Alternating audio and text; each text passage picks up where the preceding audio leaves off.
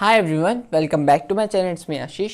आज की वीडियो में अपना क्लास 9 का चैप्टर नंबर 1 हिस्ट्री का उसी को हम कंटिन्यू करेंगे। तो इसको स्टार्ट करते हैं। The abolition of slavery. Slavery का मतलब क्या होता है? गुलामी। मतलब वहाँ पर जो गुलामी थी उसका मतलब क्या रोल था, कैसे वहाँ पर जो गुलामी थी वो हटाई गई। उसको स्टार्ट करते हैं। One of the most social reforms that the Jacobian regime was the abolition of slavery in French colonies. Means French colonies से मतलब स्लेवरी मीन्स फ्रेंच की जो कॉलोनीज थी वहाँ से लोगों को पकड़ कर लाया जाता था और उनको क्या बना दिया जाता था? गुलाम बना दिया था। जैसे ये आपका फ्रांस है। अब फ्रांस है, फ्रांस ने 3 देशों पर मतलब वो मान लो राज कर रहा है। तो जो 3 जो देश होंगे वो फ्रांस की कौन होंगे? कॉलोनीज होंगे। इसको हम कहते हैं कॉलोनीज। ठीक है। The colonies in the Caribbean, Martinique and Guadeloupe and the Saint Domingo were important suppliers of commodities such as tobacco, indigo, sugar and corn. ये जो कॉलोनीज थी मार्टिनिग्यू, ग्वेडेलोप एंड सेंट डोमिंगो, ये क्या थी? एक इम्पॉर्टेंट सप्लायर्स थी। किसकी?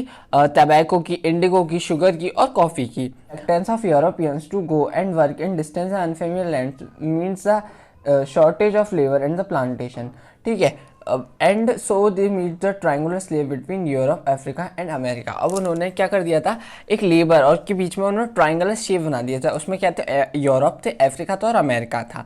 The slave trade begin in the 17th century. अब स्लेव ट्रेड कब से शुरू हो गया था? 17th सेंचुरी से स्लेव ट्रेड मीन्स लोगों को लाया जाता था अफ्रीका से पकड़ पकड़ के और उनको क्या बना दिया था? गुलाम बना दिया जाता था। French merchant sealed the ports of Bordeaux and Nantes the African coast. और जो फ्रेंच के जो मर्चेंट्स होते हैं वो उनको कहाँ सेल कर देते? बॉर्डिक्स और नैंटिस में। ठीक है। और वो कहाँ से लाते हैं? अफ्रीका से। Where they bought slave for local chief trains. ठीक है। Branded and shackled the slaves and packed tightly into ships. ठीक है। और उनको शिप्स में भी उनको 3-3 महीने की यात्रा करा के उनको अटलांटिक से कार्बियन। ठीक है। तो मतलब they were sold in plantation owners. और वो प्लांटेशन ओनर्स को मीन्स जो उनसे लेबर कराएगा उसको और बेच देते थे। The exploitation of slaves labour made it possible to meet the growing demand of European markets. अब वहाँ पर डिमांड्स होती थी बहुत शुगर की, कॉफ़ी की, इंडिगो की। अब इन सबको तो आपको खेत में ही उगाना पड़ेगा। तो वो क्या करते थे? लेबर मीन्स जो स्लेवरी जो होते थे मीन्स जो गुलाम जो होते थे जिन्हें वो खरीद लेते थे बेचकर, उनसे क्या करते थे? उनसे ना वो खेत में काम कराते थे। अब खेत में उनसे जब काम कराते थे तो तभी तो ये सारी की सारी जो डिमांड्स थी वो फुलफिल हो पा रही थी। मीन्स वहाँ पर कॉफ़ी की, शुगर की, इंडिगो की डिमांड ज़्यादा थी। Port cities like Bordeaux and Nantes own the economic prosperity of flushing slave trade.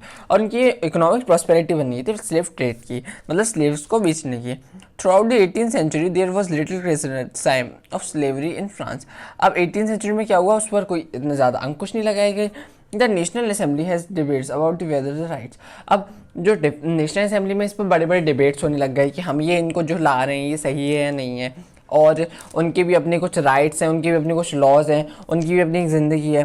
ठीक है। But they did not any laws. बट ये लॉज जो थे वो पास नहीं हुए। Fearing opposition of businessman means opposition means businessman की जो इनकम थी वो बहुत हाई हो रही थी। इससे वो उनका ज़्यादा काम कराए थे, उनका ज़्यादा प्रोडक्टिविटी निकल रही थी उसकी। इसकी वजह से उन्होंने क्या किया? इसको जो है उन्होंने बंद नहीं किया। It was finally the convention in 1979। अब It was finally the convention which is 1794 legislated to all free slaves। अब 1794 में उनसे क्या कह दिया कि जो स्लेव्स हैं वो सारे के सारे फ्री हैं, उनके ऊपर हम कोई अब वो नहीं चलाएंगे। This how ever turn. और ये क्या हुआ फिर? जो नेपोलियन जो बोनापार्टे था वो 10 साल बाद आया। उसने जो सारे के सारे जो स्लेवरी से उनको जो फ्रीडम मिली थी वो हटा दिया और स्लेवरी को दोबारा री इंट्रोड्यूस कर दिया। ठीक है। Plantation owner understood the freedom of including the right of slave African नेग्रोज in the pursuit. अब प्लांटेशन ओनर्स को क्या लगा कि ये ज़रूरी है, अगर हम इनसे काम नहीं कराएंगे तो जो हमारी जो बड़ी बड़ी जो डिमांड्स हो रही हैं, हम पैसा बहुत पैसा कैसे कमाएंगे हम इससे। ठीक है। तो इसके लिए उन्होंने इसको री इंट्रोड्यूस कर दिया। और ये कब एबॉलिश हुआ? जाकर 1848 में ये जो था पूरा एबॉलिश हो गया। मीन्स ये बंद हो गया लगभग काफ़ी टाइम बाद ही। मीन्स 10 साल जो था 1794 में लेजिस्लेचर को लाया गया। उसमें क्या कह दिया गया कि सारे जो स्लेव्स हैं वो क्या कहते हैं? फ्री हैं। अब वो कुछ भी कर सकते हैं अपने हिसाब से। बट 10 साल बाद जो था नेपोलियन आया, नेपोलियन ने स्लेवरी को दोबारा इंट्रोड्यूस कर दिया। उसके बाद में कब उनको एबॉलिशमेंट मीन्स कब उनको फ्री हुए वो स्लेवरी से? 1848 में। तो ये था हमारा slavery, the abolition of slavery. अब नेक्स्ट टॉपिक क्या आता है हमारा? The revolution. अब नेक्स्ट टॉपिक आता है हमारा the revolution and everyday life. ठीक है। अब रेवोल्यूशन और उसकी एवरीडे लाइफ। ठीक है। कैन चेंज, अब इसमें कुछ क्वेश्चन है, can politics change the cloth people wear. अब पॉलिटिक्स जो है वो हमारे कपड़े चेंज कर सकती है जो हमने पहने, हमारी लैंग्वेज को बदल सकती है, हम हमारी बुकों को बदल सकती है जो हम पढ़ रहे हैं। The years following 1789 in France saw many changes in the lives of man women and children. अब 1789 में मैन वुमेन और चिल्ड्रन की लाइफ में काफ़ी सारी चेंजेस आई थी, जैसे the revolutionary governments took it upon themselves to pass laws and would translate the ideas of liberty equality into everyday practice। अब उन्होंने क्या किया था रिवॉल्यूशनरी गवर्नमेंट ने कि ये लॉ पास कर दिए थे कि सबको लिबर्टी है, सबके अंदर इक्वालिटी है उसकी एवरीडे लाइफ में, मीन्स सब इक्वल हैं उसके अंदर। ठीक है, one important law to come into effect soon after the storming of the Bastille in summer 1789।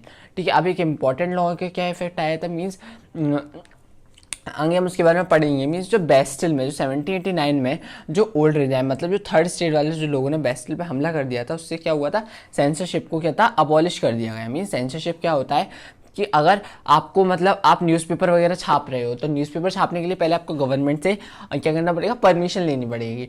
अब परमिशन आप गवर्नमेंट से लोगे तो सेंसरशिप का मतलब क्या होगा, तो इसको हटा दिया गया। मीन्स इसको हटा कैसे दिया गया कि जो अब वो गवर्नमेंट से पहले परमिशन लेते थे कि हमें ये छापना है या नहीं है, तो इन सारी चीज़ों को हटा दिया गया और उन्होंने कह दिया कि आप फ्री हैं, इसको जो आप करें, जो छापना चाहें आप वो छाप सकते हैं, एज द अपोजिशन भी छाप सकते हैं आप। ठीक है, अब क्या हुआ, in the old regime all written materials on cultural activities. अब रिटन मटीरियल्स आने लग गए, जैसे कल्चरल एक्टिविटीज की books, newspaper, plays can be published and perform after they approved the censorship of the king. ठीक है, अब ये अप्रूव्ड होने लग गए बिना सेंसरशिप के। Now the declaration of right of man and citizen the freedom of speech. अब क्या राइट मिल गए उनको, मैन को सिटीजन्स को क्या राइट मिल गए कि जो फ्रीडम ऑफ स्पीच होगी, सबके पास अपने एक्सप्रेशन रखने का सबके पास अधिकार होगा। जैसे आपको एक न्यूज़पेपर के आप एग्जांपल्स ले लीजिए, अब न्यूज़ में कोई बात निकल रही है, किसी को लग रहा है कि वो सही है, किसी को लग रहा है कि वो गलत है, तो अपने अपने विचारों को रखने की सबके पास इक्वालिटी होगी। Newspaper, pamphlets, books and printed pictures flooded the towns of France from they were travelled into the countryside. ठीक है, अब इन सबको कर दिया गया। They are all describe and discuss the events changes in the France. अब ये जो सारी की सारी जो चीज़ें थी अब ये डिस्कस होने लग गई। Freedom of the press also meet by opposing. अब जो उसमें क्या था कि अब उन्होंने फ्रीडम दे दी। पहले तो जो होता था कि उसको गवर्नमेंट से इजाज़त लेनी पड़ती थी, अब उनके पास इजाज़त तो थी नहीं, तो वो सारी चीज़ें छाप सकते थे।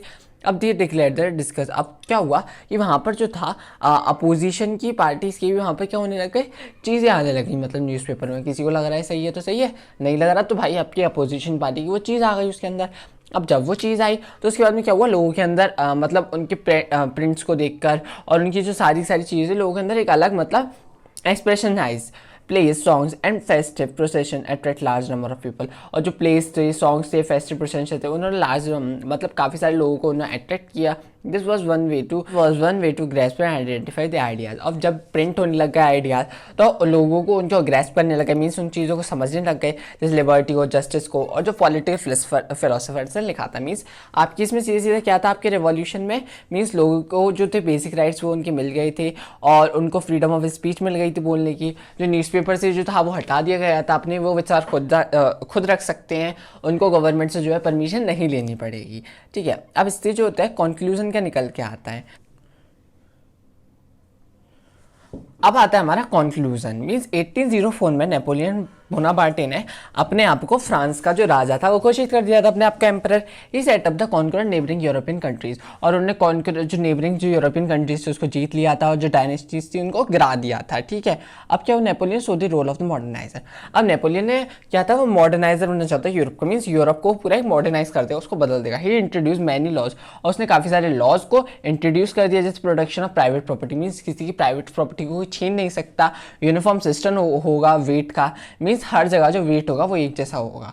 ठीक है, initially many saw Napoleon as a liberator. और मीन्स वेट से मतलब क्या है कि अगर नेपोलियन के लिए वो चीज़ अगर 1 किलो है तो वो नॉर्मल पीपल के लिए आधी किलो नहीं होगी। मीन्स वहाँ पर भी वो 1 किलो ही खिलाएगी और वहाँ पर भी वो 1 किलो ही खिलाई थी। मीन्स पैलेस में वो चीज़ 1 किलो है और जो मतलब नॉर्मल पीपल्स हैं उनके लिए वो चीज़ सेम ही रहेगी।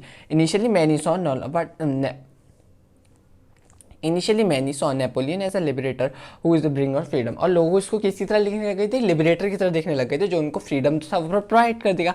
बट सू द नेपोलियन जो क्या हुआ, जो नेपोलियन की जो आर्मीज थी वो क्या हुआ, आपको फैलने लग गई और क्या हुआ कि वो अत्याचार करने लग गए लोगों पे। बट जो नेपोलियन जो था हार गया वाटरलू में 1815 में। ठीक है, अब many of his measures was carried out the revolution. अब उसके जो काफ़ी सारे आइडियाज़ थे वो सही भी थे, तो जैसे लिबर्टी का आइडियाज़, ठीक है, तो वो यूरोप में उन्होंने एक अच्छा इंपैक्ट फैलाया नेपोलियन का, ठीक है। नेपोलियन के मरने के बाद वो सारी चीज़ें जो थी फॉलो करी गई। The ideas of liberty country were the most important legacy. जो आइडियाज़ है लिबर्टी के डेमोक्रेटिक कंट्री, वो एक लेगेसी ही थे। मीन्स जो नेपोलियन मर गया बट वो एक अच्छी चीज़ जो था वो फैला गया, मीन्स उसके मरने के बाद में वो चीज़ याद की जा रही है। This spread from France to the rest of Europe, और ये यूरोप में भी ये फैला।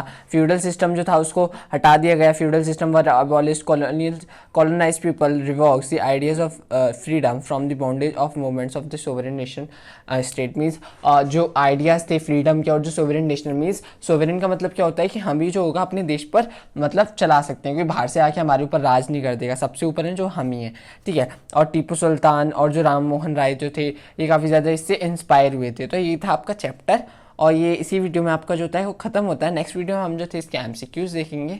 सो I hope you all like my explanation. अगर अच्छा लगा हो तो उसको लाइक कीजिएगा, शेयर कीजिएगा, एंड फ्रेंड्स के साथ अपने ज़रूर शेयर कीजिए।